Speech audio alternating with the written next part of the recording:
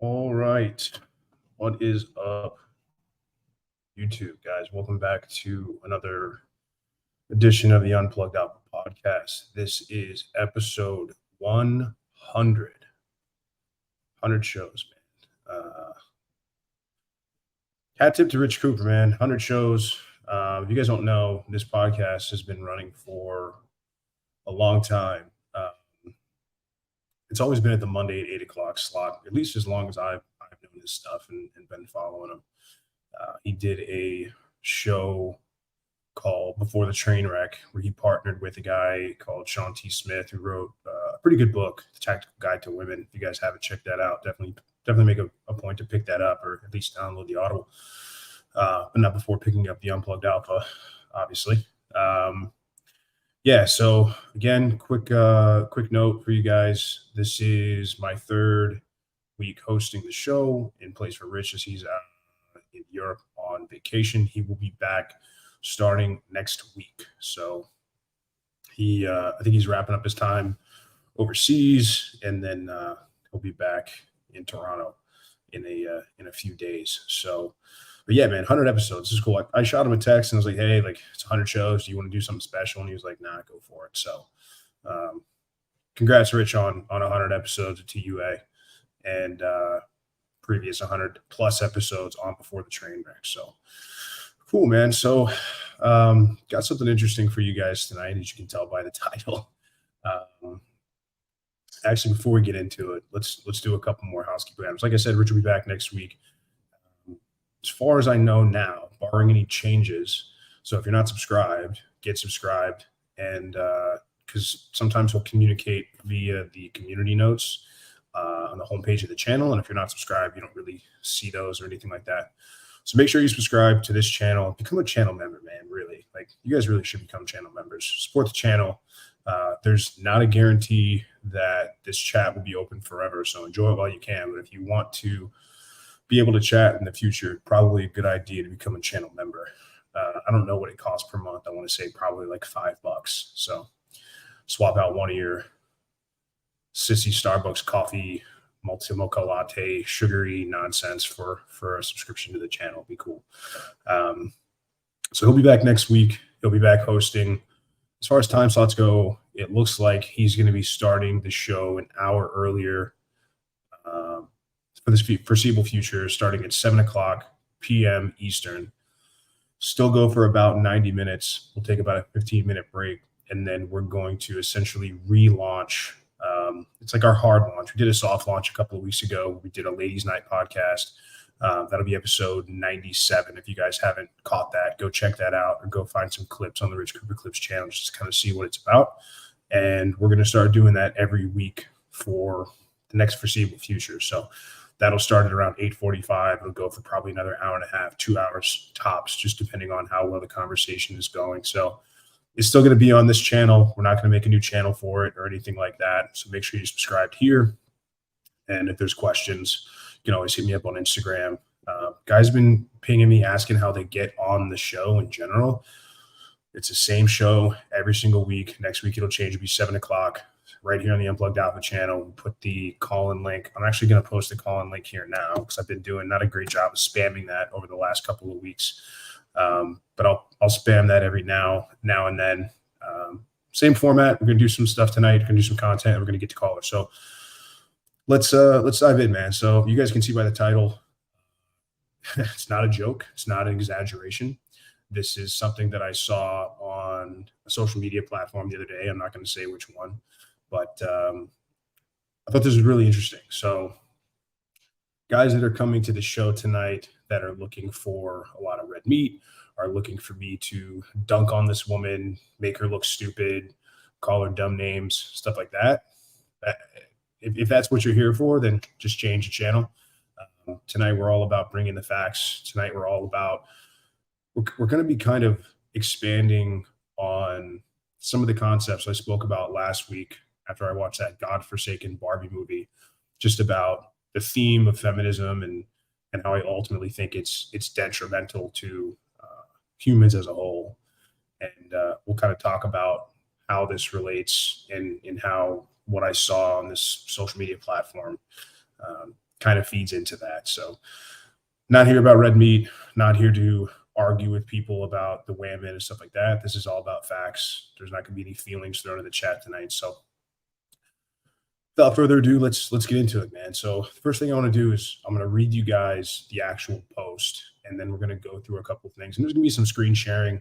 I got a lot of tabs open tonight because, again, like so many people that hear about the way that we talk sometimes. And when I say we, I talk about the guys that are unplugged. I don't tend to use, I don't like to use the term red pill much anymore because it's become so bastardized and it's just run into the ground and everybody's lost sight of the original meaning of the red pill. So I don't really like to use it anymore.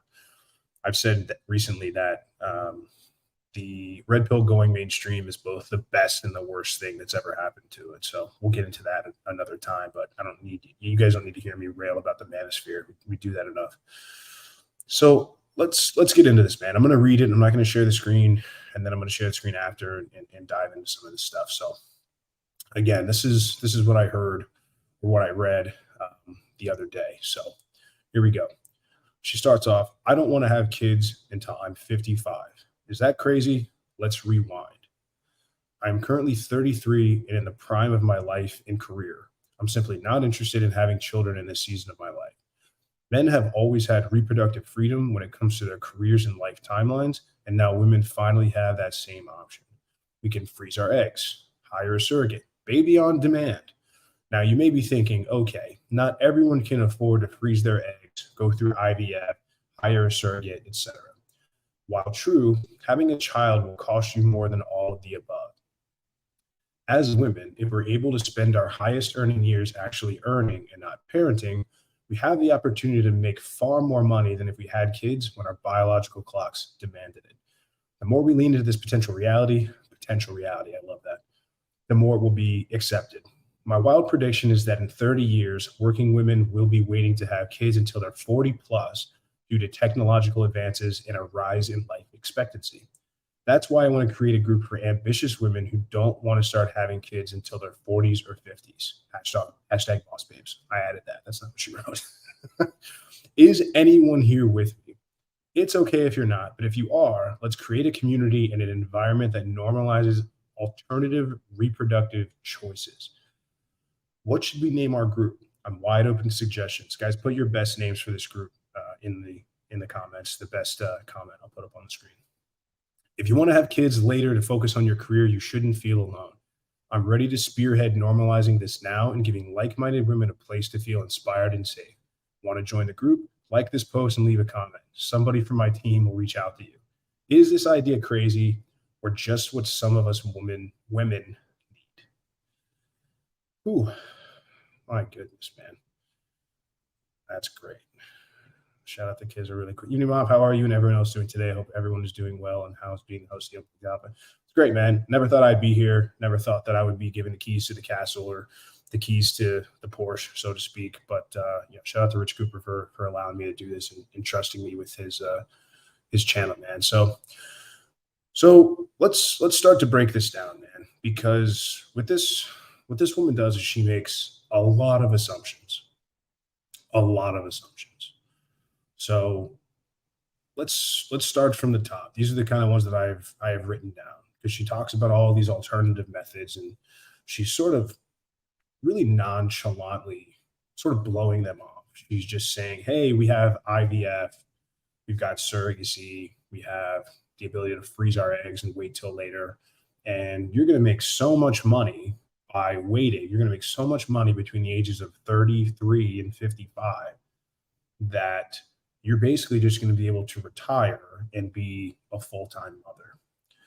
And I've seen some of the comments on this post, and it's pretty clear that, I don't know if it's clear, there's definitely a baiting aspect to this post because there's probably 2 or 3 dozen comments, and she hasn't interacted with any of them.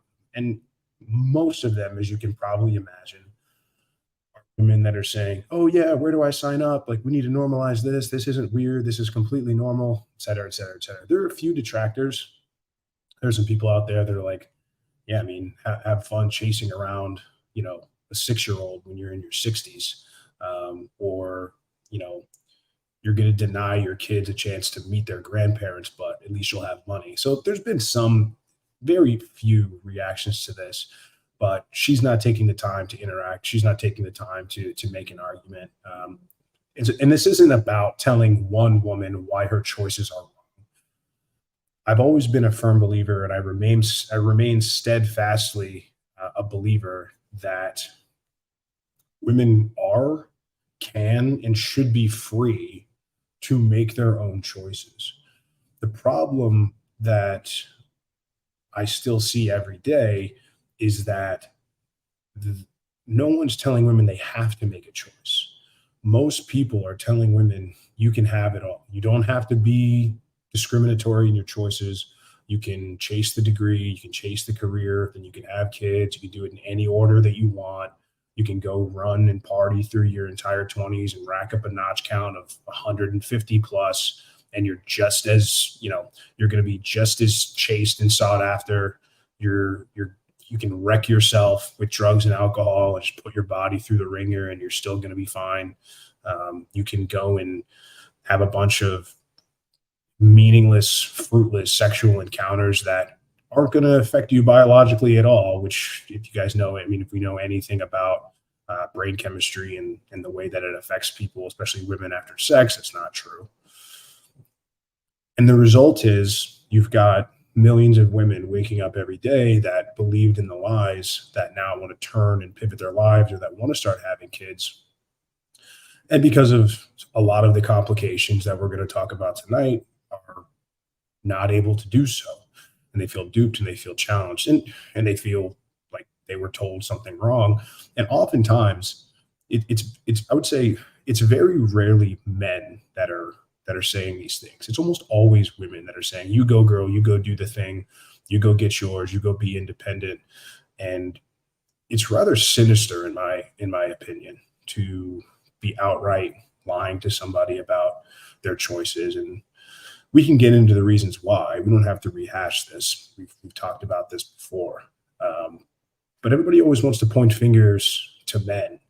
People say the society we live in, and society tells us, because so many people are convinced that we live in some male-dominated patriarchy, whereas in reality, we live in a gynocentric social order where women are the protected sex and men are the disposable sex.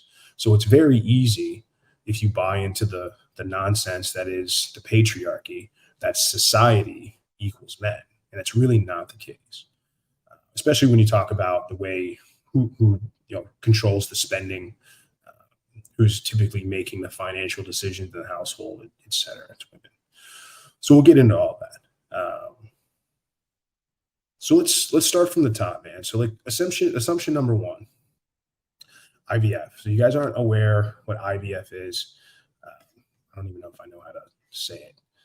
IVF is essentially where it's test tube babies. You take eggs and you essentially put them in some sort of incubator, and then you artificially fertilize those eggs with sperm. It takes place outside of the body, and so it's very common, and it's become more common. Up until 2012, it was known as more of a experimental procedure, but it's kind of passed, or people lobbied hard enough for it to become sort of a mainstay. I think it's the amount of IVF, or maybe it's the amount of egg freezing has increased. I think it was somewhere from like 2,000 women in 2009 to like 16,000 plus in 2016. It's only gone up since then. Drastically upward trend. Excuse me. Yeah, not IDF. IVF, not IDF. My goodness, man. Maybe I'm not enunciating well. So let's kind of take a look at that. Let's start doing some screen shares. First let's do this. Let's take a look at pregnancy complications by age as a whole. We don't even have to go into particular other complications yet. So let's just start pregnancy complications for women that are 35 and older. And let me remind you guys, this woman says she wants to get pregnant at 55. Now, one of the things she conveniently left out, and we'll use this as an assumption, is that she's going to be single. She didn't mention anywhere in the post about having a man, having a husband, having a boyfriend. I'm assuming this is going to be a strong, independent woman, boss babe, who's going to be single, and that's the whole thing. So these are all, as you can look at diabetes, high blood pressure, preeclampsia, high cholesterol. I mean, there's so many. Just generally, as we get older, our bodies start breaking down. We have a hard time, keeping the weight off. We have a harder time staying healthy just because we're getting older. Our immune system starts to break down. So there's all of these sort of conditions that become far more likely the older we get. 35 and old, this is just 35 and older. And obviously there's a ton of side effects: premature birth, low birth weight, being pregnant with multiples. We'll get to that more. Birth defects, Down syndrome, miscarriages, stillbirths, all far, far more common after age 35. And the next thing we'll go into is, let's go, pregnancy in your 40s, right? I mean, it's hilarious that if you're pregnant after 35, now you're in advanced maternal age. So there's already a word for being pregnant 35 plus. Now, there's people that are saying it's possible to get pregnant and deliver a healthy baby in your 40s. Again, I agree with that. I've never said you can't. And here's an interesting little stat that since the 1990s, the birth rates in people age 40 to 44 have gone up. Now, I don't see that as a miracle in modern science. I see this more as women are just waiting later and later to get pregnant. People aren't getting pregnant in their 20s.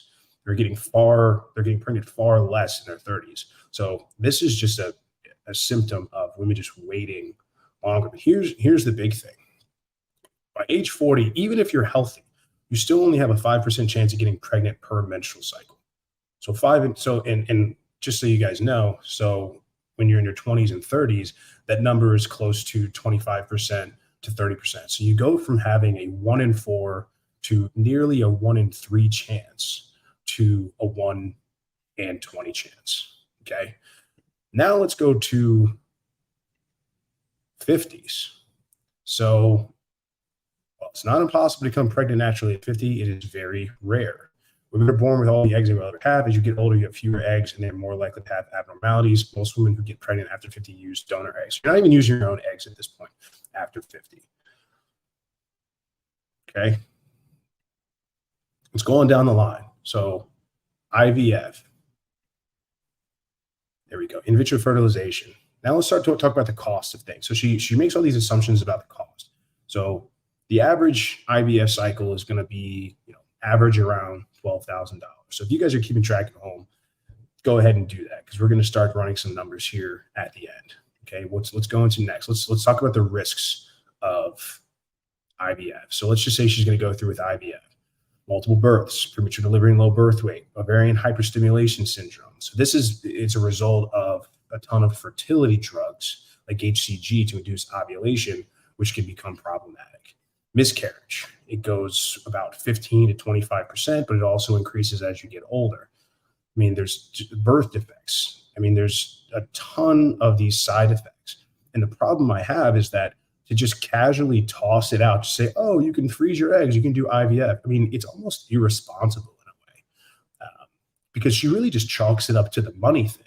That's really the issue. She doesn't talk about any of the risks. She doesn't talk about any of the things that can be ultimately destructive to a woman's body or the child. And we can talk about, let's go back to 50s, right? Women over 50 are generally not considered candidates for IVF. I mean, it's just right here. I mean, it's black and white. It's simple. So IVF seems to be something that is a technically viable option, but at that age becomes nearly impossible. Okay, so now we're going to talk about really quickly into freezing our eggs, right? So 21% of cycles among patients using their frozen eggs ultimately ended in live births. There's other means that have measured this that are saying a different metric, that odds top around 11%. Now, there's some others that are using different models. There's even a calculator to determine this, but let's look at this. The calculator predicts that a 35-year-old freezes 10 mature eggs, has a 70 or 69% chance of at least one birth. At age 36, drops to 60. By 40, it cuts it in half, down to 30%. So we're already seeing a ton of complications from the ages of 35 to early 40s, much less mid 50s. Now, let's talk about what this costs for you guys studying at home. Again, one cycle of egg freezing. Now, they do it all at once. There's a big misconception that freezing eggs means you have to, like a woman goes to a clinic every month and drops one egg during her cycle. But there's things there's a whole procedure. And I mean, just like with anything, it's like a numbers game. The more eggs that you freeze and the younger you do it, the higher success. So, I mean, it's still a possibility, but we're not talking about the possibility. We're living in the world of probabilities, right? So even here, you're looking at over $10,000 of the cost just to freeze some eggs, and that's not a guarantee. And then we can talk about surrogacy. I know I've got a lot of tabs tonight, guys. I'm getting through them, I promise. But the average cost of U.S. surrogacy is around $100,000. Now, if you want to go and do some backdoor stuff and you want to find somebody on the street that'll take $15,000, go for it. Now, if you work with an agency or something really high end, they could be close to $250,000, very, very high end, right? I mean, you talk about like the Kardashians and things like that, or the people that are using that. And speaking of the Kardashians, not only is it something where you run a high risk of not being able to freeze eggs or still not to be successful the older that you wait, but you're also not taking into account the life of the surrogate woman. So we all know the female body experiences numerous changes when pregnant, both physical and mental, thanks or no thanks to the hormones that bring about the miracle of life. Like any mother, surrogate moms bond with the child in their wombs and often experience emotional pain when detached their child from birth, even if they knew and intended all along to give the child to the intended parents. It can lead to issues. We know that mothers connect with their babies in the womb. Who knows that who's to say they're not going to come running after you after the fact? Not to mention, a lot of these surrogates are really messed up, man, right? So adding to the physical and emotional stress, surrogate moms sometimes also experience exploitation at the hands of the agencies facilitating the transfer or by the intended parents. Some former surrogates say they've been left with a hefty financial burden due to parents who do not pay medical payments in full or agencies that do not defend them when a conflict arises. So as long as you're willing to pay all this money, $100,000, potentially wrecking the life or the emotional state of another person, cool. Surrogacy is A-okay. Now let's get to the final assumption, because this is the biggest one that she makes. The big assumption that she's making is that she's going to be making so much money from the ages of 33 to 55 that she is just going to be able to afford the surrogacy. She's going to be able to afford all of these not so easily done and not so highly likely or high probability situations and procedures. But let's take a look at the poverty rates. So we talk about the money. Poverty rate for all women ages 65 and older, couldn't find stats for like 47 to 55. It's 10.6%, but as a single woman living alone, which we're going to assume for the sake of this argument that she will be, it's closer to 20%. So the idea that she's going to make all this money and that she's going to be able to keep it and put it away, and that she's going to have, she's going to be the 4 out of 5 that are not below the poverty rate. And essentially, like, the poverty threshold, guys, it's $11,000, $11,500. You see it right here in this table down here. But even if she's above the poverty line, I mean, that doesn't mean that she's $12,000 a year. She's over the poverty line. This is only accounting for women that are below the poverty threshold. So, I mean, 20,000, 40,000, 50,000. I mean, we'd have to continue to look at the numbers, but there's at least a 1 in 5 chance that she's going to be below the poverty line at age 65. And then finally, let's look at this. Let's look at females in their role, or women in their role in the economy. Women now drive the world economy. And the only thing that I'm pointing out here is that, now this was back in 2009.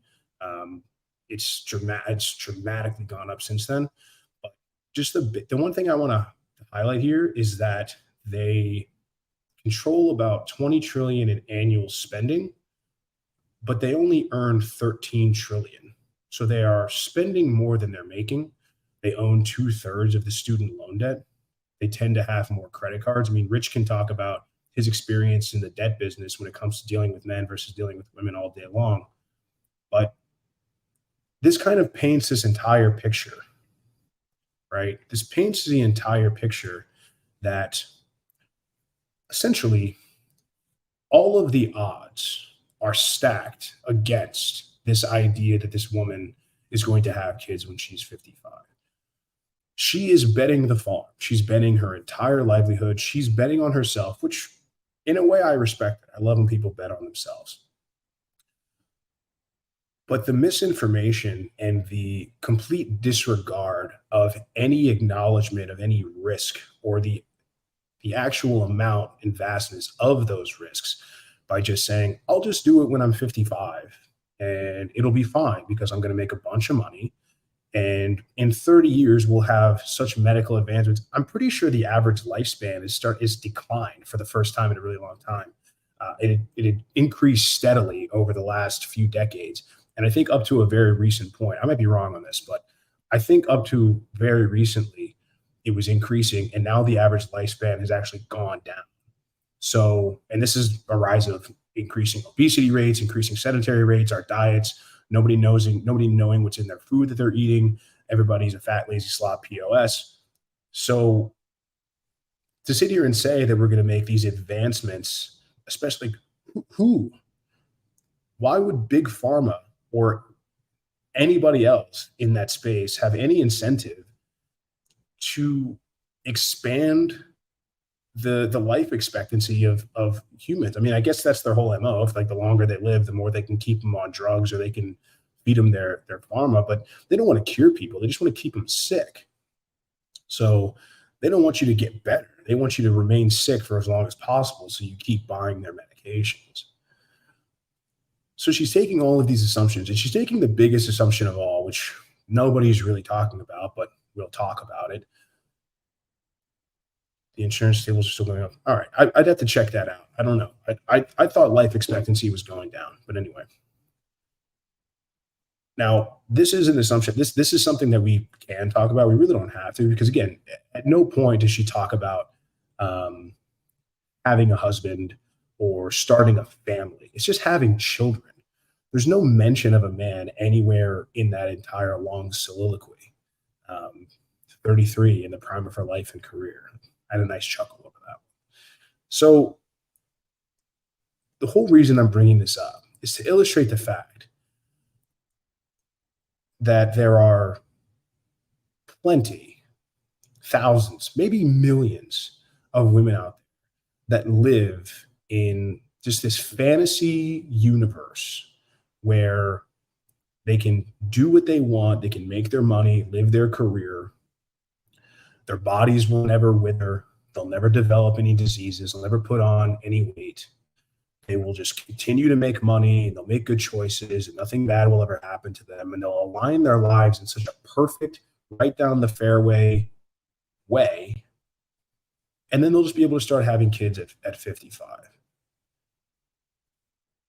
And it's a huge risk.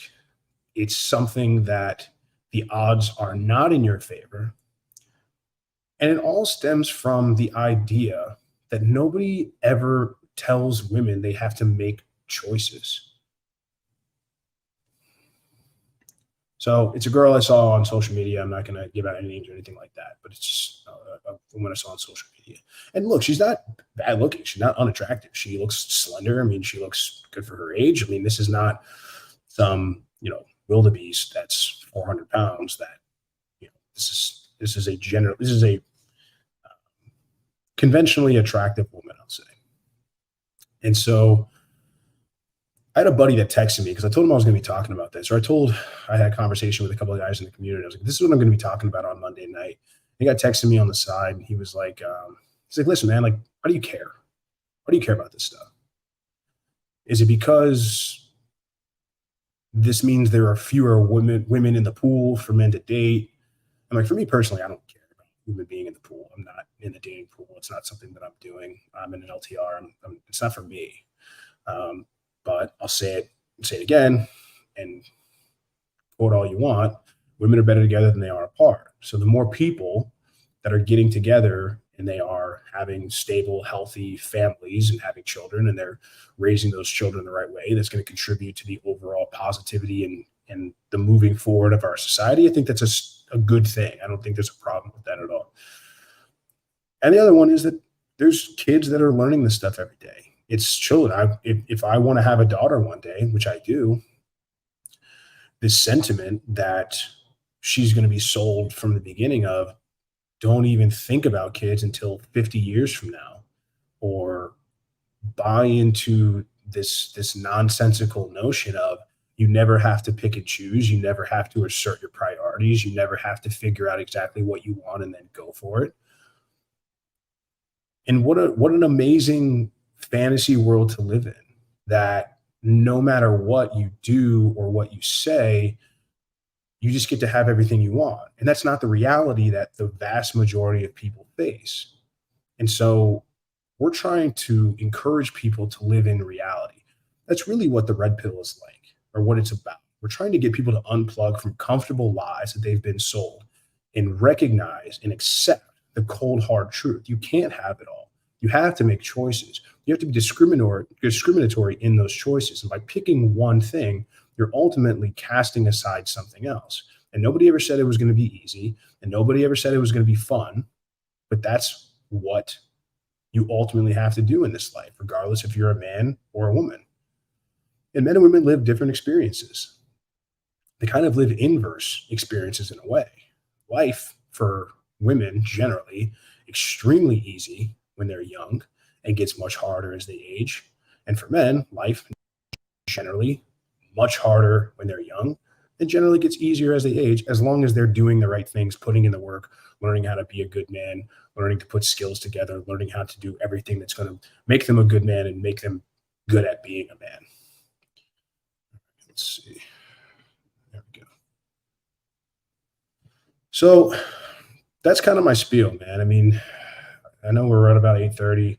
We're going to take some calls. Let me put the link in the chat one more time here before we run the ad reel. I'm trying to think if I'm missing anything, man. I mean, look, I will say that the last thing that I brought up, I didn't share this slide, but as of 2022, the average cost of raising a kid from birth through 18 is about $288,000. So I do think the point that she has is that, yeah, kids are expensive, and the IVF and the freezing of the eggs and the hiring a surrogate, even if you exhaust all of those methods, there's a chance that you come out, in the black when it comes to that. And it's a better financial deal.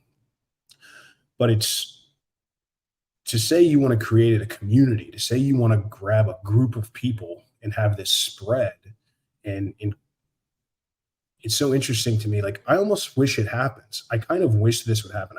I kind of wish that this group would succeed, or they do have a bunch of people because then I think they're going to be able to be faced with reality. This whole dream world, fantasy land that they're thinking about and that they're going to live in, where it's just like, oh my God, I've got this amazing support system and we're just going to make a bunch of money. And then, I'm not going to worry about kids for the next 22 years. And then I'll worry about it. It's just, at its core, to me, it's immaturity. It's being unwilling to face the reality that you have to make choices in life and you can't have every single thing that you want. But there's a lot of women that grow up in households where they're given everything, where they're princesses. I mean, this thing called the princess treatment has become kind of like a meme now. I don't think that stems from households, but there's a lot of guys out there raising daughters that are giving them every single thing and never tell them no. My car is broken down on the side of the road. Come fix it. I need help hanging this. Come fix it. My power's out. Come fix it. And because we live in a world where there's a lack of strong, virtuous men in this generation, a lot of these women are having to turn to their fathers that have always been there for them to do that, because she's realizing she's got a loser beta husband that can't fix a freaking, can't screw a light bulb. And so why would she ever have to make choices? Why would she ever have to decide between this or that? So we live in a world where you've got to make choices. We live in a world where there are consequences of those actions and consequences of those choices. And all I'm doing here is presenting the facts and stating the honest truth. This isn't a bash. This is not me dunking on a woman saying, good luck getting pregnant at 55. No guy's going to want you because you're 55 and you're going to be past the wall. That's what dumb, dork, red pill losers talk about. Those guys are dum-dums. That's not what we're here to do. It's like, hey, if this is what you want to do, cool. Let's lay down the facts and let's lay down what it's going to mean if you want to choose this route. and then maybe decide if this is right for you. So that's my spiel on that, man. Listen, if you guys want to get into ask a question, chop it up. There's a StreamYard link. I'll bring you up here in a second. In the meantime, we're going to do a little ad reel.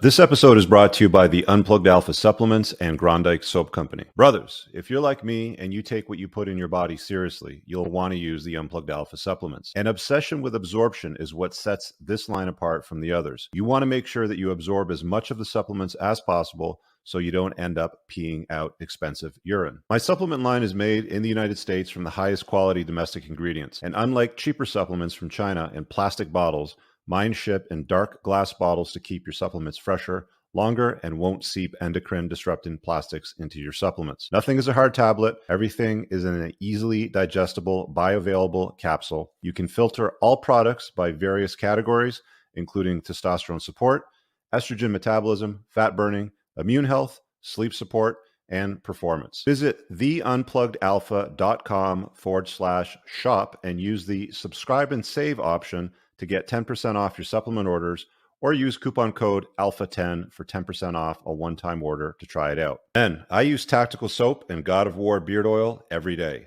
Tactical Soap is a handmade product made in the United States from ingredients you can actually pronounce, not conventional endocrine-lowering toiletry chemicals. Both the soap and the beard oils are infused with bioidentical pheromones that are designed by a clinical psychologist and pheromone expert to maximize attractiveness to the opposite sex. Go visit coopersoap.com and get 10% off your order today. Guys, check out my website at richcooper.ca for more information on booking me for coaching, my community, my courses, and a whole bunch more. You can also find all the useful links pinned below in the top YouTube comment of all my videos. Now let's get on with the show.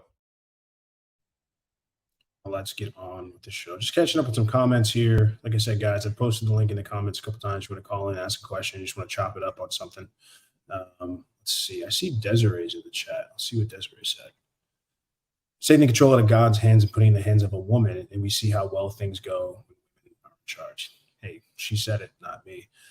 Desiree has volunteered to come on to our Ladies Night podcast next week. So looking forward to having her and a couple of others. I've had a few callers lined up over the last couple of weeks. So it should be fun, man. I think we're going to have a good time, but it'll be solid. But yeah, man, listen, it's just stuff like that's disheartening. There's too many guys that are willing to dunk on and just say, oh my gosh, she's going to be post-wall and she's never going to find a man. And what a lot of you guys don't understand is like most of these women are going to be okay. Most women are going to be saved by somebody at some point. I mean, hell, man, like I know a guy personally who almost wrecked his entire life because he couldn't get rid of some 50 plus broad that berated him and called him a POS all the time. And his only excuse and his only justification was best sex I've ever had. And I mean, the stuff that she was telling this guy and the things that she was bringing up to him was some of the most like diabolical stuff like I've ever heard, man. And the fact that this guy would sit here and just take these mountains of abuse and just this insane behavior all to get laid. I mean, again, man, like, and this was a guy that I would consider unplugged. This is a guy that, went through it and a guy that understood, female and male nature. And granted, he was a little bit of an older guy. And look, the later in life that you unplug, like generally the harder it's going to be for you because it's, decades sometimes of conditioning versus a couple of years. But at the same time, somebody asked me one time, they said, well, what do you think is the best age for a guy to become red-pilled or to unplug? And I don't know exactly if there's a perfect age. I do know that there's risks at both extremes of the spectrum. For example, when you're in your 50s plus, 60s plus, it's really hard. It's really easy to send yourself into this depressing spiral where you look back and you think, I wasted my entire life. I don't know why I thought this. I spent so much bending over backwards for a woman that never really even wanted to be with me or just made all these crazy, I make all these concessions to try to make her happy, and it's all been for nothing. And she never cared about me, and she took the kids in the house and all that sort of stuff. And then I think at a young age, it can be just as tough, because it was once explained to me that the red pill is like fire. It's just the information, right? It is what it is. But what you choose to do with that information is totally up to you. And that's what leads you down the path of fulfilled life, or the path of throwing your life away and assured destruction. You can burn your house down with fire. You can set other people's houses on fire, but you can also heat your house with fire. You can also cook food with fire. So it's really about how you use the information that the guys that are sort of in this space have to say, and the information that the guys tell. I would say probably early to mid 20s is the best time, because as we know, guys generally go up in value on the sexual marketplace. Their ascent usually starts around late 20s, 30 and some change. And that's when you've been around the block a little bit, you've made some friends, you've been able to network. Maybe if you're in a W-2 job or some sort of job, you're in some mid-level manager, or you're starting to finally come into some real decent money for the first time in your life. And women are starting to pay attention to you. You start to come into your looks more as a man. So I think at like 25 or 26, you still have enough time in your 20s to really build, whether that's a business, or that's build your body in the gym, or that's build skills, or build a network. And you can really throw all your time and effort, attention into building.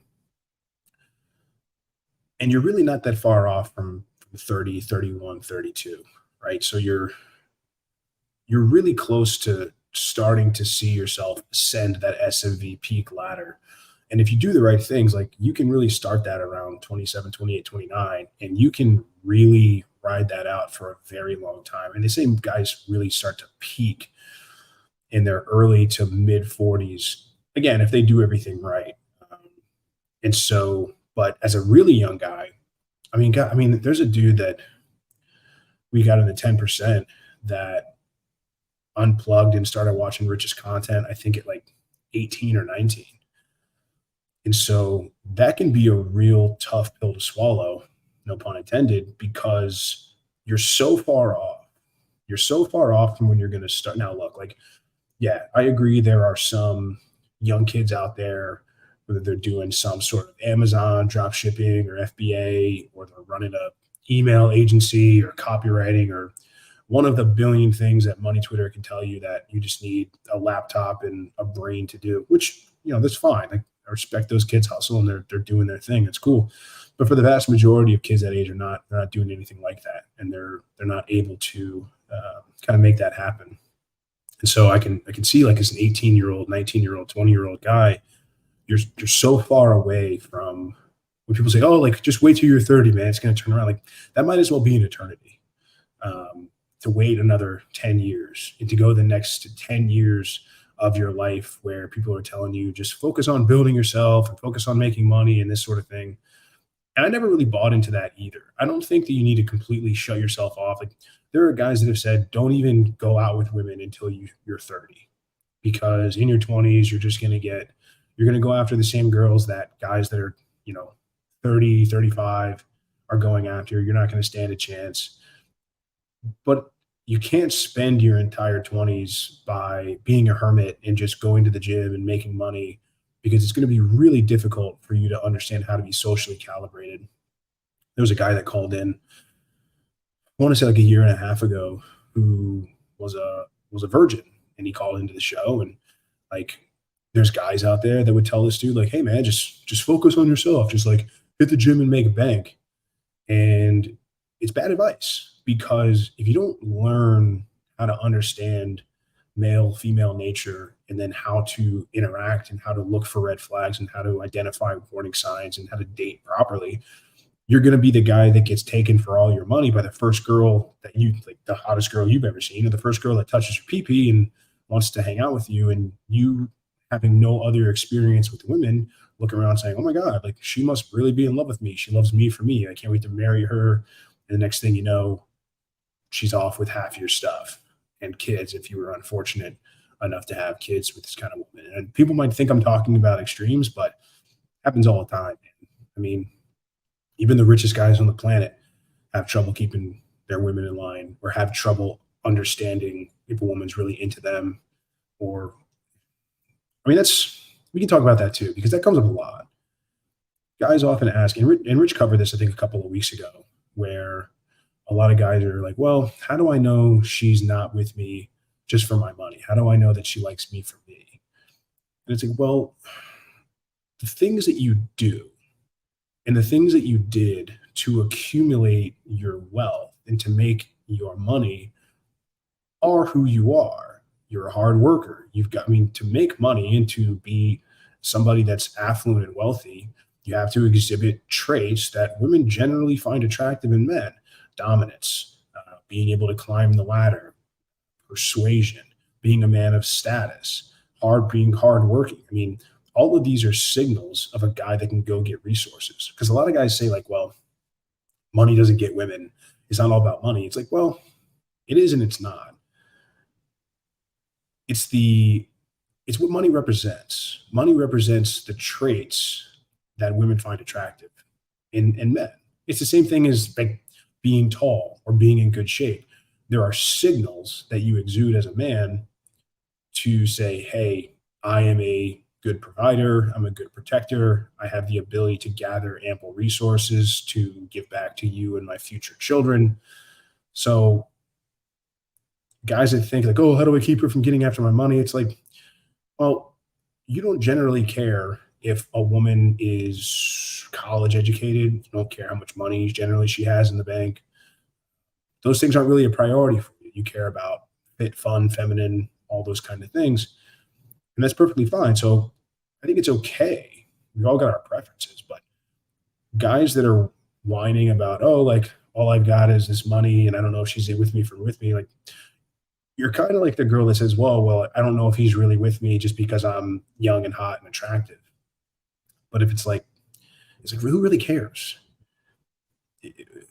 We're so caught up with all of these, like, oh, we have to have a bunch of things in common, or we have to like the same TV shows, or we have to like the same music, or we have to be aligned politically. It's like, you really don't. I mean, especially if you understand women to their core. Like, women that are really in love with you and like dig your vibe and want to be in your, like, they will start to adopt your mannerisms. They'll start to like the same things that you like. They'll start, watching the same shows. If that's your thing, listening to the same music, they'll start to adopt even your views politically or just your views about the world.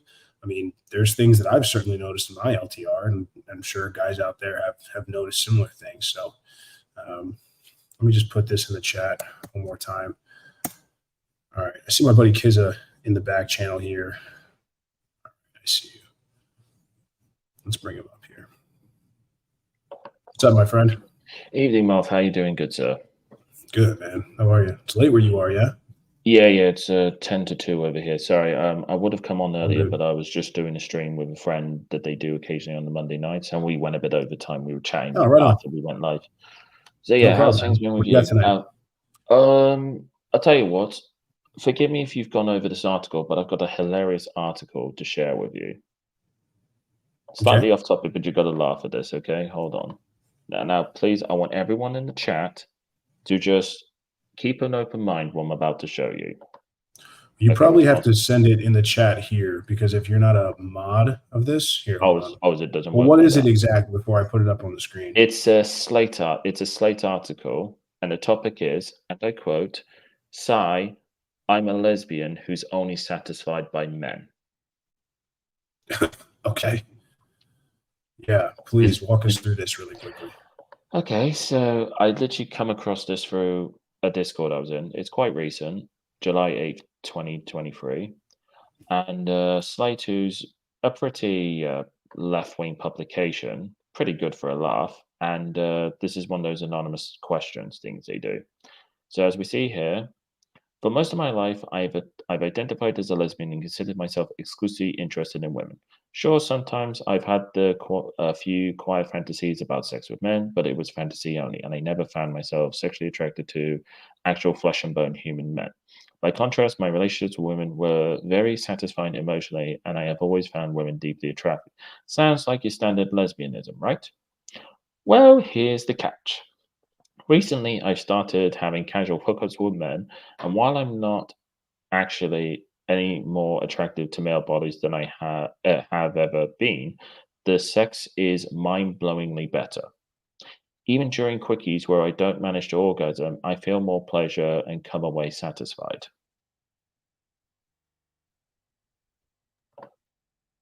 I mean, this sounds pretty ridiculous, right? Certainly a lot to unpack.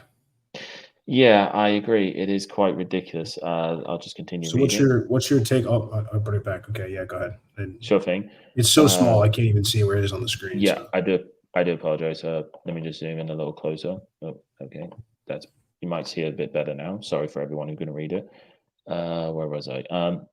This leaves me in an incredibly confused place in my life. Having sex with men feels incredible, but their bodies aren't attractive to me, and I have to force myself to put my hands or mouth on a male partner anywhere other than directly on their manhood.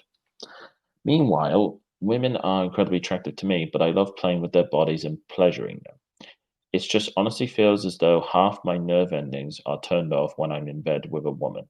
Every touch just feels duller and less interesting. Women rarely make me come, but easily 80% of the guys I sleep with do. What kind of orientation is this?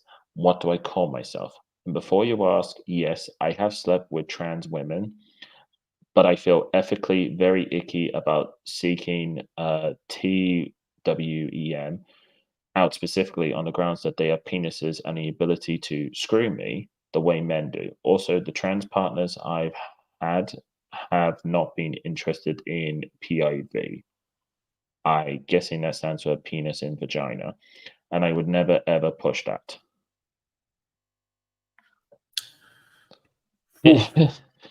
That is pretty ridiculous, right?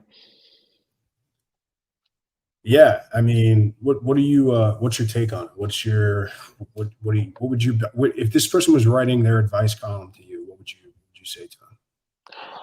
I would say it sounds to me that they are. It definitely sounds like they are definitely in terms of sexual orientation. Hold on a sec. Sorry about that. It seems to me they're definitely, in terms of sexual orientation, definitely lesbian. But it seems that. Hold on a sec.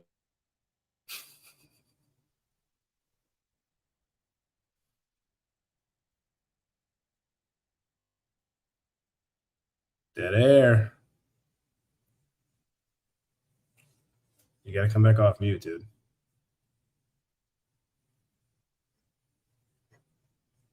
All right, and Forgive me, I got a microwave going off in the background. I don't all think good. anyone wants to hear that. Yeah, all good. Okay.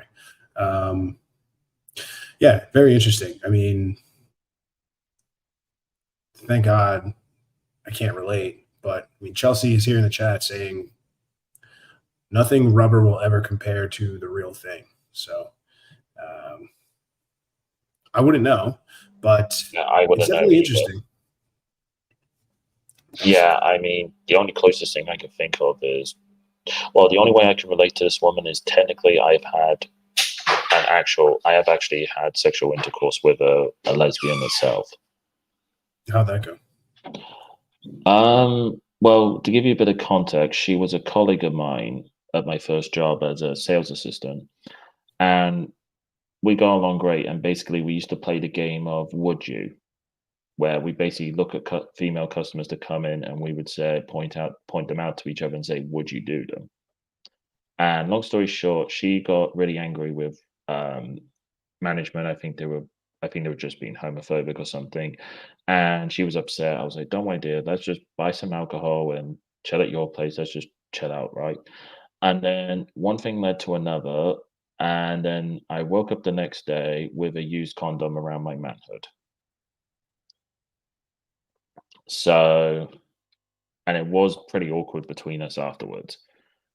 But she did reassure me that I didn't violate her, and and just any way to reassure me. But I did feel guilty at the time because we were both like really young. We were both like 19.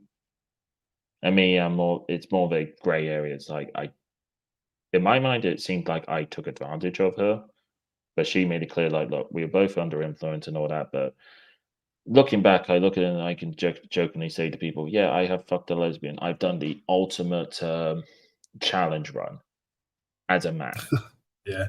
as some would say. But I mean, I've had this argument on stereo with our mutual friend Justice, where he speaks about who men want to conquer is the women that don't want us.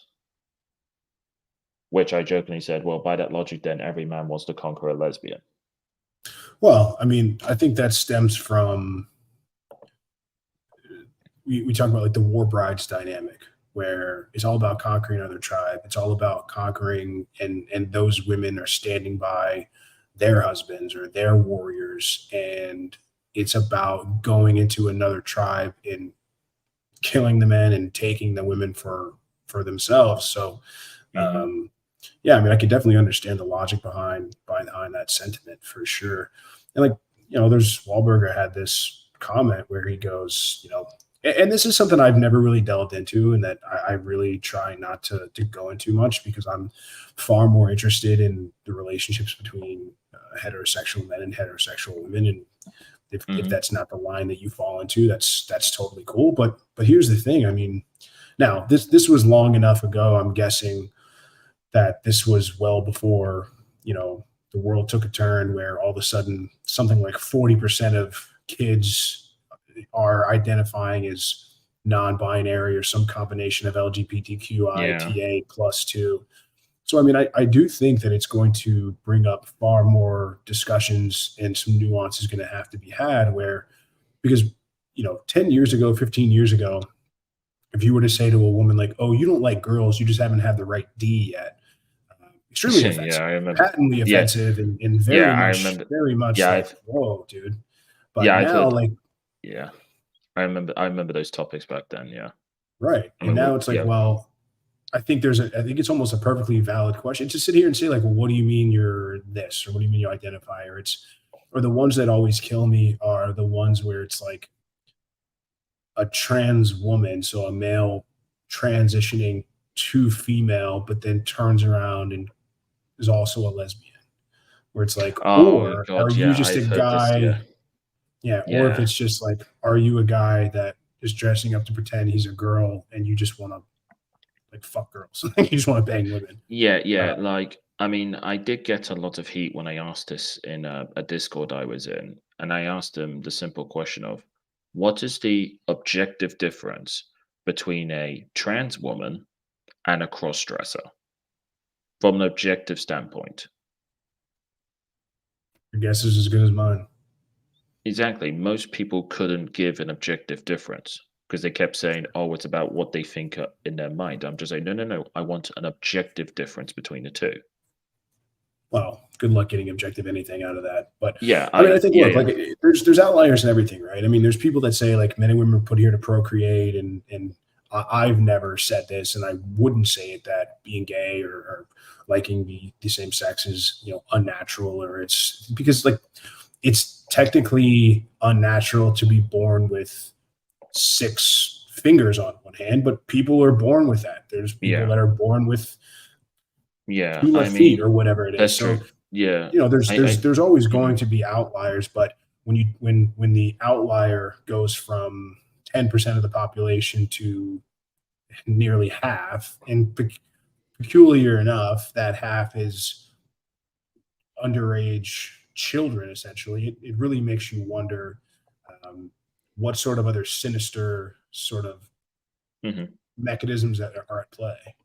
Yeah, I what I would add to this is that from what I've seen from the data, those who are Gen Z, so people under 26, I believe it is, anyone born after 1996, I believe last I checked from the data, around 20% identify as a part of the Rainbow Coalition. compared to, I think it's less than 1% for the boomers / silent generation, I believe it was. It's like overwhelmingly, Yeah. it's skewed. Now, Well, one thing I think there's an undeniable increase in the we as humans obviously have tribal tendencies, and we're community dread and connection, or community driven and connection driven. And you take an entire generation that grew up with cell phones and grew up, like you and I both know and remember a time where we had like dial-up internet connections and we didn't have cell phones. Oh, good. We're still kind of from the generation where we didn't have all that stuff, and the internet was Yeah, because we're just both starting out, right? yeah, because we're both sorry to interrupt. We're both late millennials. Right. You know, we're both Right. late millennials in the generational game. But like, So yeah, we kind of But bridge I that gap a little bit. But I mean, Yeah, it's like 'cause, with like- the Gen Zs, it's they're so disconnected from one another. Like they've not, and especially some of them that are growing up during COVID, either going to middle school or high school, and some even going through college with COVID and having, I mean, everything being remote. I mean, jobs remote. There are people that are going into the workforce that are never going to go into an office, and they're always going to work from home. And so there's just so many of these human interactions that you miss out on when you're so siloed and so isolated, when everybody's growing up texting. People, I mean, Yeah. I know like Gen Z people that they're terrified to answer the phone when the pizza delivery guy Lord. comes. Like they can't Yeah. even have a conversation with the guy and say, hey, yes, this is my address. Like the code to the door is ABC123. See you in a second. Yeah. I mean, just Yeah. calling and making a doctor's appointment. These people would rather just be like, you know what? I'll just get sick and die. That's fine. Yeah, I mean, Than make an appointment. I would say this is a friend of mine who used to do some YouTube on stereo, the guy who actually quite literally made me get a stereo account. He regarded this as the hyperfeminization of society. And one thing I will say when it comes to technology, I mean, to use this analogy, and forgive me if I gross anybody's imaginations out, I jokingly tell people I came out of my mother's womb with a Sega Mega Drive, or Sega Genesis as it was called over there. Because as a 2-year-old, as a toddler, I was glued to my uncle's Mega Drive, original Nintendo, and Super Nintendo back in the day. You know, I was one of those kids who grew up Yeah. on consoles straight away. So I always been My first around one technology. was Super Nintendo, Exactly. and then the PS1. Exactly, right. And and I had my N64s and all that stuff as I grew older. But even me, as someone who pretty much grew up with it with consoles and gaming from day one and sitting in front of a screen, I can see as an experienced veteran, I can see what smartphones and tablets do to very young, impressionable children, especially toddlers and kindergarten to early first stage children. How they effectively, the smartphone is the equivalent of class A drugs to adults. Yeah, I mean, I the can see same that straight away. areas of the brain are activated, and the same sort of chemical reactions are activated when you're on social media and smartphones. And I mean, yeah, Exactly. man, it's like it's given these. First of all, like our brains are not hardwired to adjust for social media or being able to be in contact with anyone in the world instantaneously, or having the entire history of all information living in our pocket. But I think we live in a world now where like parents are just putting screens in front of kids because they're maladjusted to be parents. You've got children that are raising children. You've got kids that are growing up. Yeah, I mean, you've got 20-year-olds, 25-year-olds plus that are growing up in single parent households and didn't have men that raised them correctly and went to work. I mean, we don't have, like, there's a scene in Fight Club. We have no Great War, no Great Depression. We're aimless and purposeless in our lives. And so we never really had to become adults. I mean, when you think about the exploits of great men who, whether they were soldiers and did miraculous acts of bravery and valor. And I mean, even you look at the founding fathers, like they were all in their early 20s. Some of them like were not even 20. I mean, when they were getting together talking about freedom and revolution, right? And now like 19-year-olds can't even pick up the phone and call a buddy and set up some time to hang out or whatever, or even too afraid to approach a girl on the street and try to get her phone number. I guess nowadays it's Instagram. So I mean, I think that's what it is. Like the current parents are maladjusted to actually raise kids, and so it's this perpetual vicious cycle. because the first time a kid cries, what do? They put a tablet in his hand, or they sit him down in front of the TV because they're just not prepared and they don't understand what it's like to be. And look, I'm not a parent. I won't pretend to understand every single little thing. I can't possibly put myself in those shoes and say this and that, but I think we can pretty easily identify general well-being from a purely humanistic standpoint, because that whole trope of if you don't have kids, you don't understand, or if they're my kids, it's my choice. It's like, well, what about their choice? Like, what about, I mean, I guess in a way, like total well-being is I think a better overall goal than to be able to, it's an interesting line because I do think, I mean, even saying that out loud, I immediately already want to walk that back. Like, what about their choice? Because it's like, you know, they're your kids, and hopefully you lived a life that you've learned some lessons and you can impart wisdom onto them versus you're annoying, so play games on your tablet for the next 3 hours while I watch TV and don't interact with you and learn how to raise you correctly.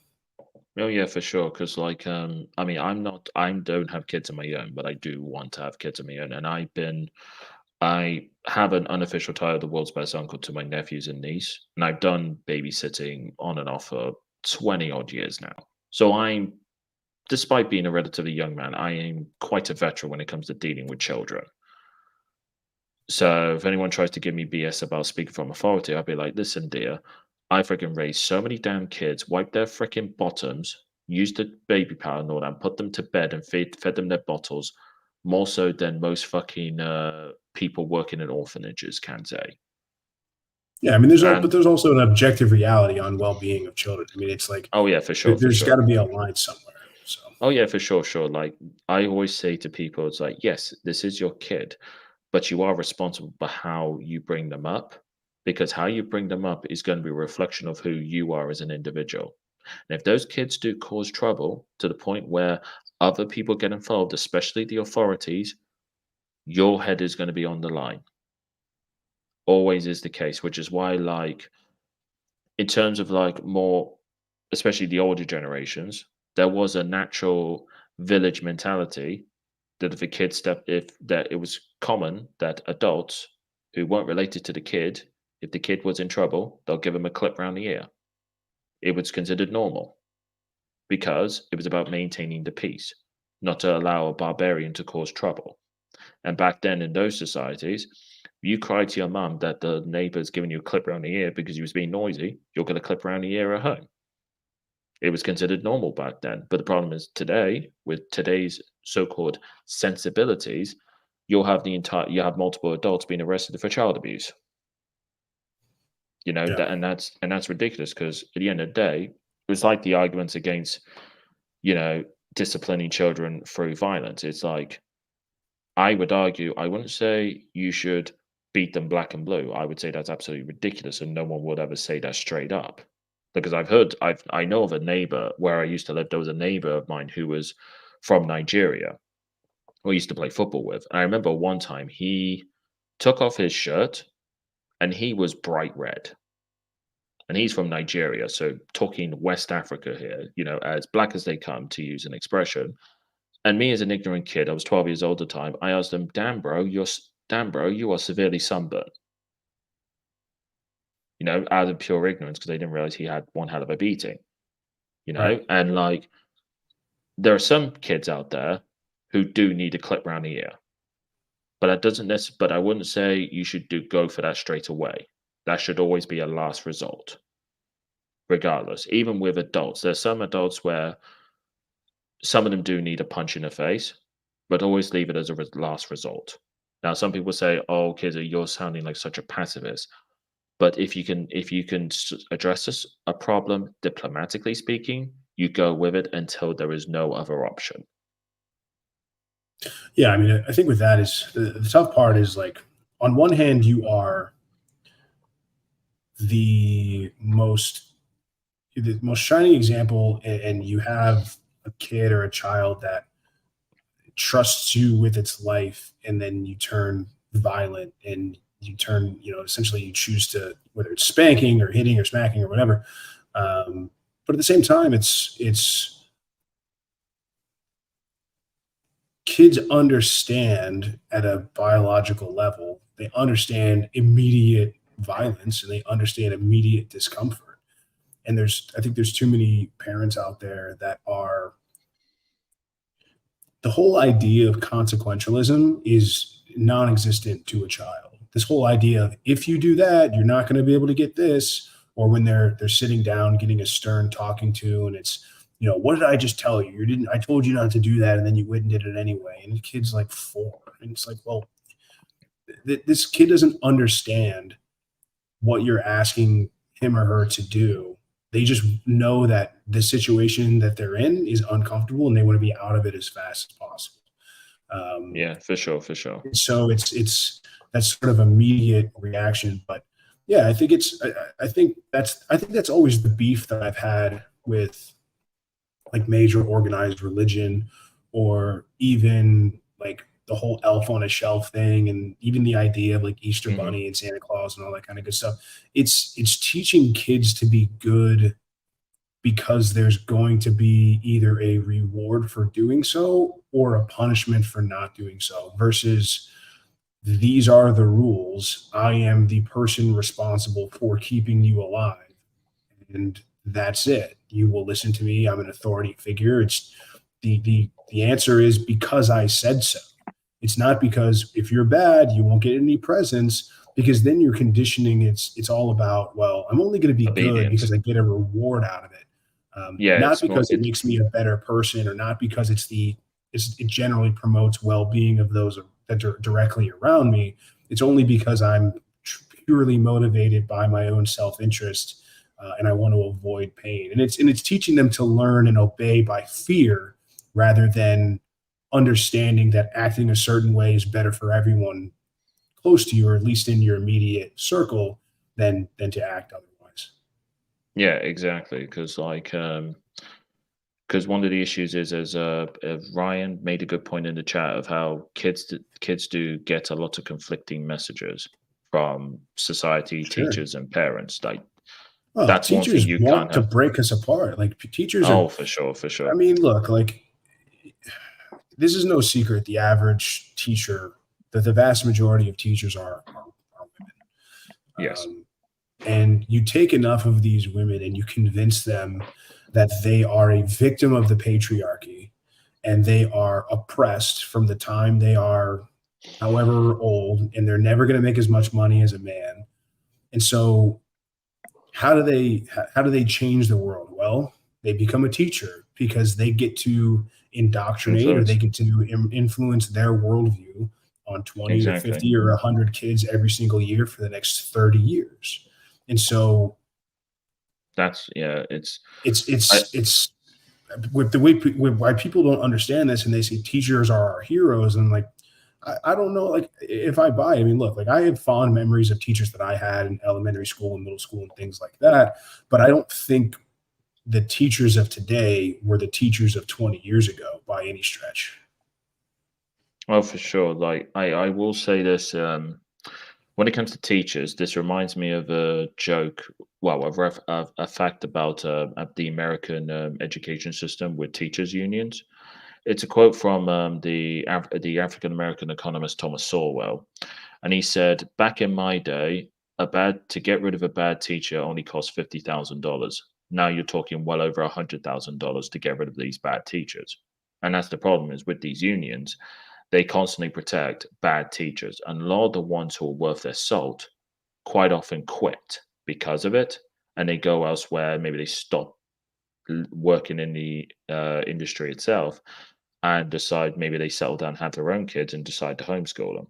Now, you do that enough, all you're going to end up with is absolute trash. Now, myself, ultimately, I'm speaking as an Englishman here, from what you would call a college town, an old college town. For looking back, I would say half the teachers we were at each other's throats, and the other half, there was no issues whatsoever. But what's funny is almost all the ones I had no issues with were all men, were all male teachers, especially in secondary school. But when I went into college, because I did motorsport engineering, it was all but one teacher was a woman. all of the others were males, and they weren't teachers in the traditional sense. They were professionals from the industry who then became teachers. Yeah. And I do find those people have vastly better control of a classroom and are better to teach than those who went to university to be a teacher. Which is so interesting because we always talk about the inherent positive traits of women, which is connecting with other humans. It's being interested in people, while men are interested more in things, humanitarian type of roles like in admin and nursing and teaching and things like that. But so when did priorities become so skewed? When did it become all self-interest and a self-fulfilling sort of prophecy? I mean, if this is something, if women are in this role that is supposedly a better fit for their natural proclivities, then what's happening? What do we chalk this shift up to? I mean, if it's existed the way it's existed for forever, I mean, teachers have always been predominantly female, or at least as long as I can, the past few decades, as long as, I mean, since I can work. But I mean, it's always been. Go ahead. Yeah, sorry, I didn't mean to interrupt there, but no, please. What I will say is that although on average it is agreed upon that women are more interested in people and things, the thing is, though, with the aspects of psychology, although women are more interested in things, they are also arguably more corruptible to be against people. They tend to have higher vindictiveness, psychologically speaking, against people compared to men.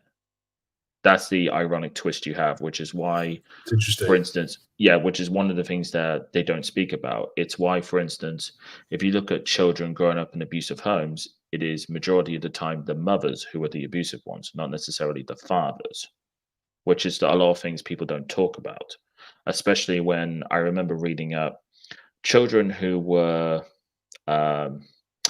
abused sexually speaking. I believe it was under 12s, were overwhelmingly female. The perpetrators, the majority of them were actually female, not male, which is something that a lot of people don't speak about. Yeah, I mean, and I would argue part of that is in terms of the female psychology, they have a higher level of vindictiveness. And when that vindictiveness manifests, the children are the first victims because they're the easiest ones to abuse. The next in line would be the elderly, right, in question. Even though men, we have more ability to be abusive, ironic enough, a lot of times we are less likely to do so because we naturally have that power. Which is what's interesting. I saw something like an hour, even two, a couple hours ago before the show, where it was the classic debate, and you've heard my take on this a million times about men and women being friends, and guys are. He's like, somebody said something. It was like the guys that are championing, or the people that are championing for saying men and women can be friends, are conveniently leaving out the facts that women are the general cattiness and backstabbiness of women in general, and the sort of loyalty and virtuousness that men sort of have when it comes to friend groups. So they're almost at odds with each other when they talk about their natural ways they act in groups, where women are far more likely to backstab or talk bad about each other behind their back, versus men who generally in their friend groups are far more loyal to one another. And it's weird. It's interesting to have those two juxtapose. And then people think that, I mean, it's like the scorpion and the frog, right? Like, it's just my nature. Yeah. What I would add to that as well is the whole, can men and women be friends? What I generally tell people is they can be friends on the proviso that neither one of them are sexually attractive to the other. Because as soon as one of them is sexually attractive to the other, it is not a true platonic friendship.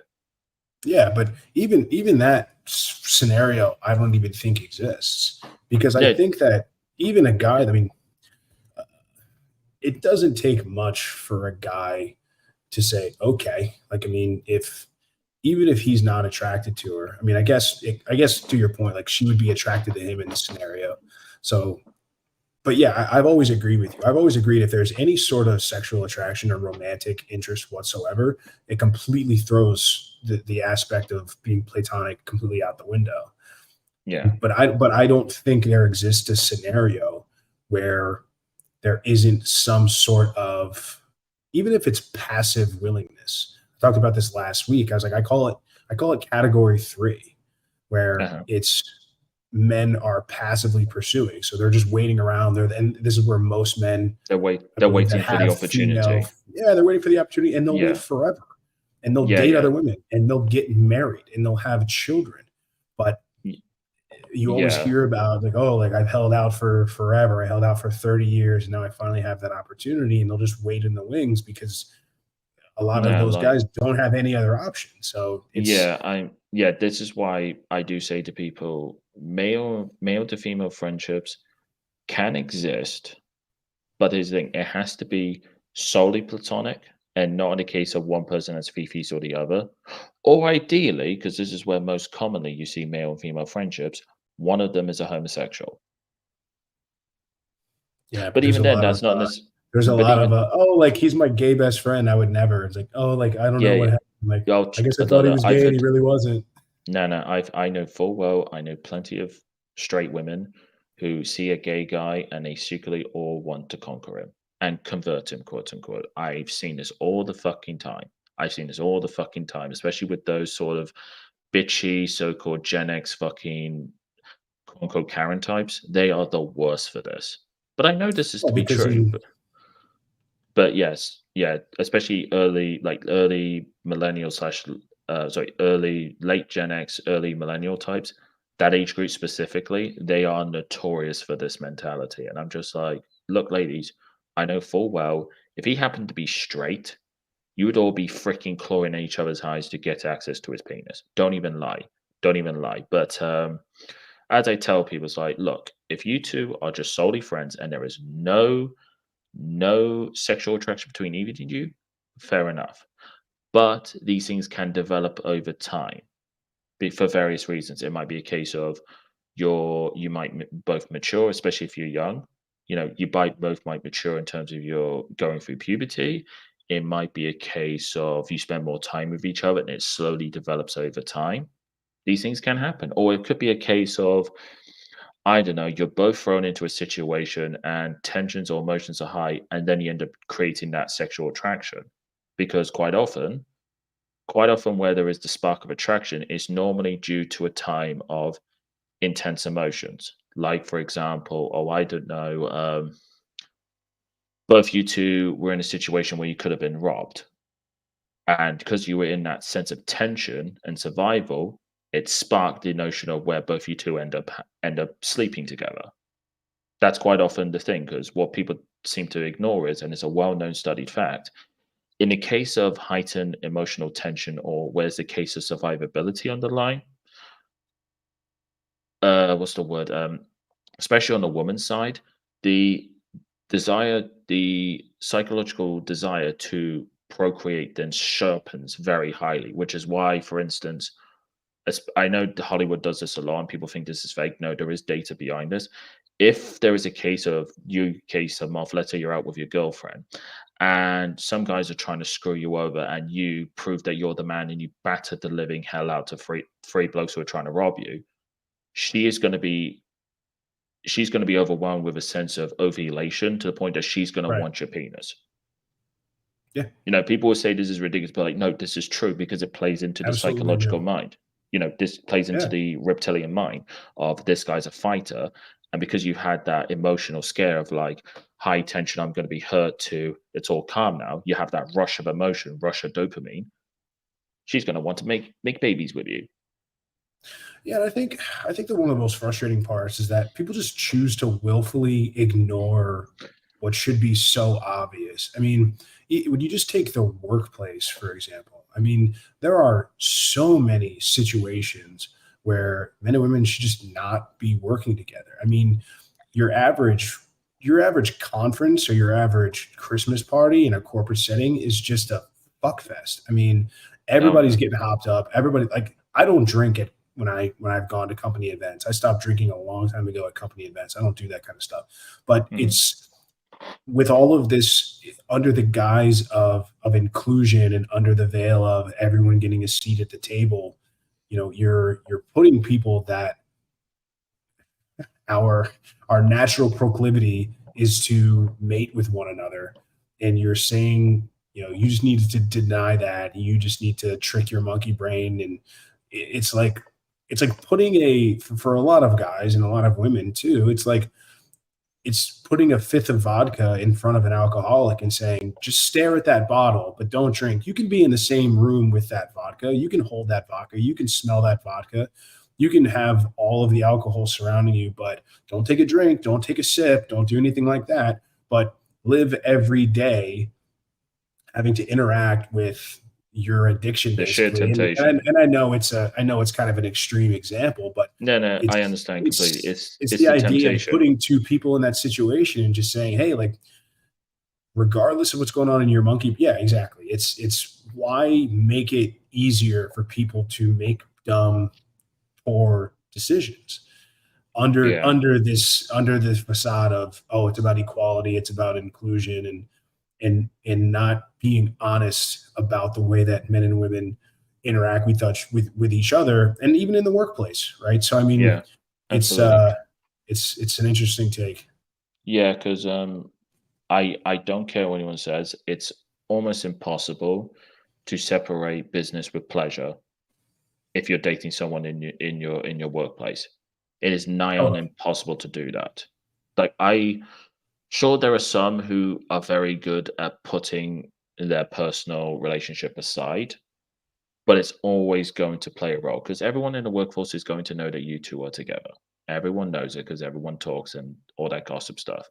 Yeah. So generally, if I was running a business, I would ideally have it that the people working are not dating, because the moment there is issues when they're dating, the workforce becomes effective, and therefore my business, which I'm running here, starts to fall in terms of standards and quality and deadlines. And I don't want that. Yeah, it's a dangerous place to be. I mean, there's plenty of places that have, things in their guidelines and bylaws now where you have to disclose if you're dating in a relationship, and it just creates this. But and they make it, where, I mean, look, I'm in total agreement. You should not be dating people that you work with. It's just too dangerous. It's a slippery slope. I mean, especially now. Yep. As a man, it's just not worth it. And with social media and just all of the things that could possibly happen, you could easily say or do the wrong thing, and all of a sudden you're sent with your walking papers.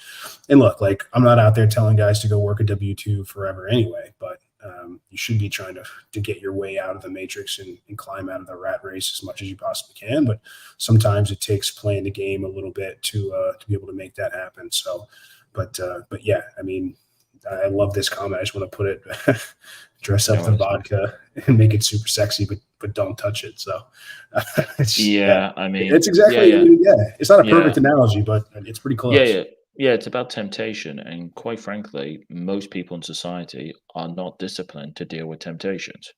Right. Like, quite frankly, because we're looking for the easy way out. I mean, we want to avoid pain, and we want to go to pleasure. I mean, that's like our natural instinct. It's a survival mechanism. It's survive. This makes me feel good. This gives me pleasure. This is comfort. I'll be alive. I'm running away from discomfort. I don't want to be in pain, because that means I'm dying.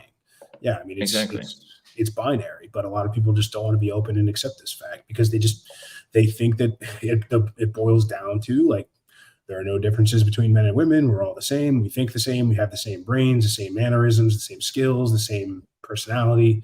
I mean, it's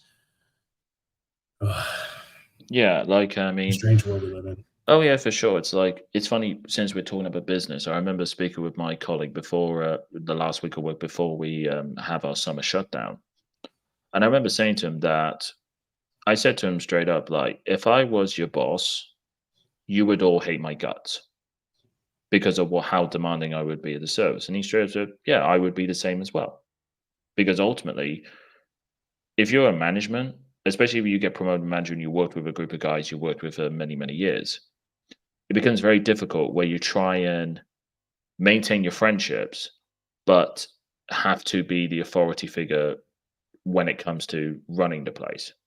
Right.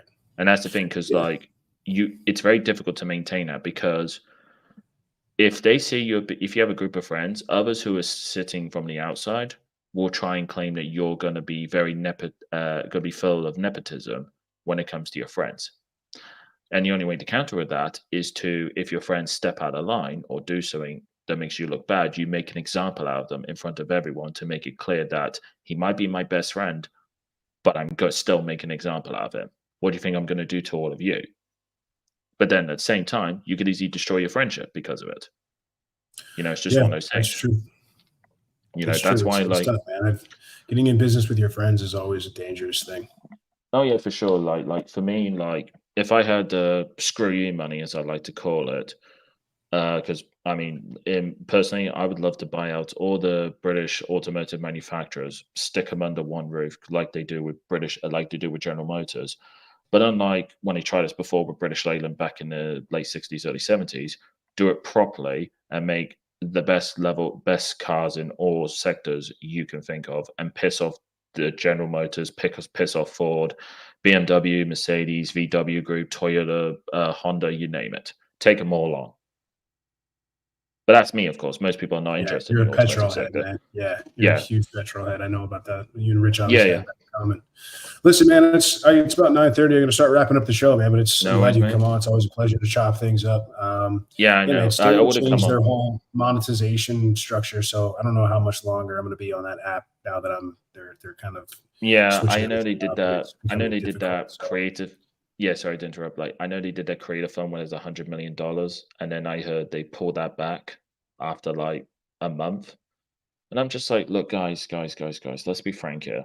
The only way you're going to be able to monetize and actually be worth it, you have to already be a big name, and you came to stereo. You have to be big from somewhere else, whether it's YouTube, well, that's what they're Twitch, trying to do. They're trying to get influencers and TikTok, stuff like that, but it's not working. I mean, it makes me laugh that when the app first came out, they had a bunch of big UK YouTubers to start with. They brought in an influx of people, and then they just dropped the app after a few months. Yeah, because the only thing that's unique about stereo is you can interact on a podcast with people and send direct messages like it's a radio show. That's the only real thing that's unique of it compared to, let's say, Anchor or any other podcast type app. Yeah, well, Rumble is more of like a YouTube rival. Same with like BitChute or Odyssey, and Clubhouse is kind of like, basically, it's kind of like stereo for PC on steroids. But also, it's kind of being screwed over with the Twitter Spaces, which have been, quite recently out. And the problem is now, is I'm sure you'll agree, and others in the chat would agree as well, especially when this becomes uploaded normally. What's it called? There's too many of these social media companies are trying to copy each other to the point where it's very hard to differentiate between which ones you have. Because like now with stereo as well, a lot of the Instagram people are trying to use it similar to Instagram, but it's not about that. Because I see this all the time with a lot of the youngsters from TikTok come over. A lot of the very young women, they're treating it like it's Instagram, and I'm just like, technically, all the apps are running together. They're all the same. I mean, well, they dropped the requirement of 18. I mean, that's stupid. That's stupid as well. Because I mean, quite frankly, we're trying to get clickers. They're trying to get listeners. Yeah, I mean, they're trying to get anything to drum up the user base. So I mean, you can be 13 and have a YouTube channel, but to answer Rizzo's question before, sorry to interrupt, Moff. Rizzo, stereo is the app that me and Moff first met on. It's a podcast app you could download on Android or the Apple Store, and I know Rich used to be on it before, but I don't think he's done a show on it. Yeah, that's how I got on it. He hasn't. Yeah, it's been a long time. It's been like a year and some change, and it would have been like with me as the last one. So that's kind of how I got started and getting my chops when it comes to having conversations and debates and stuff like that. So yeah, I've had a lot of fun with it over the years, but who knows? Like I pop in every now and then. Like there's a big conversation today. Like I did see that. So. Yeah, I did see that, and I was trying to jump on, but the problem was you left well before they started properly playing my comments, and by the time my comments really got read, it was down to TBS and Real Talk that was left. So, And it was a bit annoying because, especially on the subject of Red Pill, I'm just like, look, guys, if you want to talk about Red Pill, you need me on there. You need you on there. You need yeah. Ray Arthur on That's there. what I said. I texted Nor and I was like, Nor, like, you guys are doing a Red Pill talk without me. What the hell? He's like, oh, come up.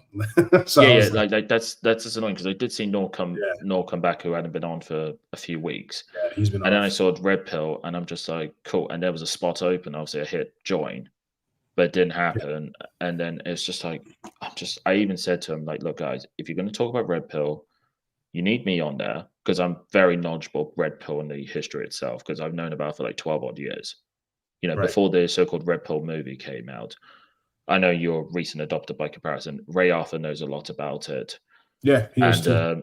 You But know, Ray's really big into the drama, man. Like, he's big into the names and the drama. I'm just like, dude, I don't get down with the drama. I don't care about who's fighting, who's bickering about who came up with what quote or who came up with this fancy new analogy. It's just whatever. Oh yeah, like, for sure. We don't get involved with all that. That's why why Rich has always appealed to me, because like he's like, I'm not about the drama. I'm not about this is middle school stuff, arguing back and forth. It's just a waste of everybody's time.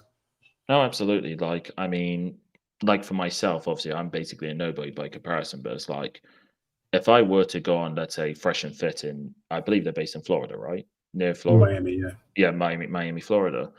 I think if I were to go on there, speaking with Myron and I forget the other guy's name, the other host, but I forget his name. Do apologize. You can correct me in the comments. If I were speaking with both of them two, I think they would appreciate me a lot with a lot of the knowledge I would give to them, especially with like talking about the history of feminism, giving a perspective from England, for instance, because I'm English, giving a perspective from their perspective of like being from a college town. So I could give them a whole different perspective, but also I think as well, they might appreciate me as well, not just for that, but also I could help them, get clicks, get like clips going with like the shorts and TikToks and all that with like some of my witty takes. Because I know full well with those kind of shows, if you get invited on there, you are a guest and you have to bring something to the content as to the listeners, especially if they're long-time listeners and there's a huge bunch of them. You've got to bring something to it to make people think, you know what, that guy was good. Please have him more on. Yeah. That's what you need. And that's why, like, obviously you've always appreciated my inputs. I think Richard's really liked my inputs ever since the first time I came on. So, and obviously, I have jokingly wondered if he would be up for doing some sort of like automotive podcast. He's definitely considering it. Yeah, it's something that he's actually got something in the works. I don't want to give too much away, but like, there's a reason why we're doing there's a reason we started doing we're going to do like the lady shows on Mondays after this show, because I think he's going to try to do more of a car style podcast on a different night. And he didn't want to have every night of the week be taken up by a show or podcast. So that's coming soon. He's still working out some stuff, but for you petrol heads and you gearheads out there, stay tuned for some of that stuff. So listen, man, I got to start getting to wrap up. So let me let you go, and I'm going to start getting, and then we'll catch up on stereo soon, I'm sure. No worries, man. You'll take care and have a good night. Yeah. Be good, man. All right, guys. A lot of fun tonight, man. A lot of fun, man. That's my buddy Kizza. He's a good dude. I love chatting it up with him, and glad you guys stuck around. I know we didn't have as many call-ins as usual tonight, but again, let's do some quick housekeeping, guys. If you guys didn't catch this at the beginning of the show, Rich is back next week. It's been my last night hosting for a while. It's been fun as hell. I've really enjoyed hanging out with you guys the last 3 Mondays. I've learned a ton from Rich, and I continue to learn from him as a mentee and as somebody in his community. And if you guys are ever interested in chatting more about the community, man, hit me up on Instagram. Like, other side, right? I still can't get used to it. Hit me up on Instagram, man. Like 1%, 10%. We've got a couple tiers in the community. I'll have a conversation with you and kind of figure out where I think you fit. And there's never been a better time, man. We're getting together, in a couple weeks down here in Florida for a meetup of a bunch of dudes. I've leaked a small teaser that we're getting together.